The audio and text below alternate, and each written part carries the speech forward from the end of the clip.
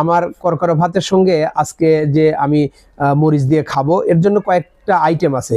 এখানে দেখতে পাচ্ছেন আপনারা কাঁচা মরিচ, রসুন, পেঁয়াজ, তারপরে আছে ধনিয়া পাতা, সরিষা ফুল অনেকে বলেছিল, আমার এক প্রিয় বোন বলেছিল সরিষা ফুলের কথা, এবং পেঁয়াজের ছোটা।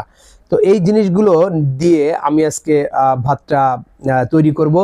তো আপনাদের যদি ভালো লাগে আপনারা নিজেরাও তৈরি করে খাবেন। রৌদ্রের মধ্যে বসে থেকে এই করকরা বা ঠান্ডা ভাত এটা আমরা খাইতাম, কি যে মজা ছিল।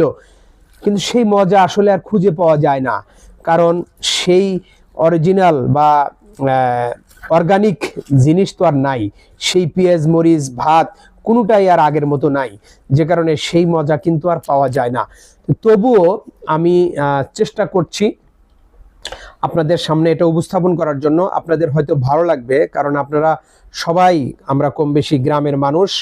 আমাদের যে গ্রামীণ ঐতিহ্য, দেশি ঐতিহ্য, আমাদের যে ট্রেডিশন, এটা ভুলে গেলে চলবে না। আমাদের রক্ত মাংসের সঙ্গে মিশে আছে আমাদের এই ট্রেডিশন, যে কারণে আমি চেষ্টা করছি, এবং আমি জানি এটা তৈরি করার পরে একটা লোভনীয় খাবার হয়ে যাবে, খুবই চমৎকার হবে।